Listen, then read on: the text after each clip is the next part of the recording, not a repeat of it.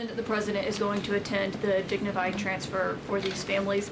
Given what Secretary Hegseth said this morning, is it the position of this administration that the press should not prominently cover the deaths of U.S. service members?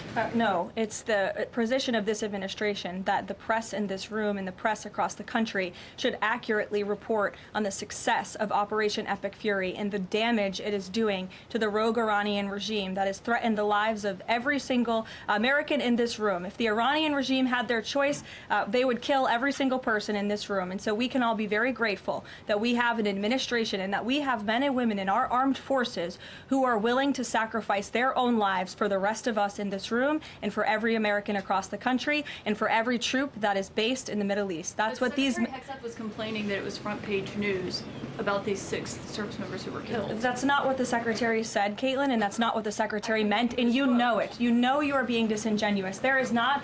We've never had a Secretary of Defense who cares more. Drones get through or tragic things happen. It's front page news. I get it. The press only wants to make the president look bad. Yeah, as you know, we cover the deaths of U.S. service members under every president. The press does only want to make the president look bad. That's a fact. Especially you. No, listen to me. Especially you and especially CNN. And the Secretary of Defense cares deeply about our war fighters and our men and women in uniform. He travels all across this country to meet with them, to connect with them, and your network has hardly ever probably reported on that. You also had the chairman of the Joint Chiefs, Chairman Kane, who's a brave patriot, standing alongside the Secretary at the Pentagon this morning, again expressing his condolences to these families. And I just told you that the President of the United States will be attending their dignified transfer. So please, that's not making the president look bad. That's showcasing that. We expect you to cover that as you should. We expect you to cover that as you should, Caitlin. But you and your network know that you take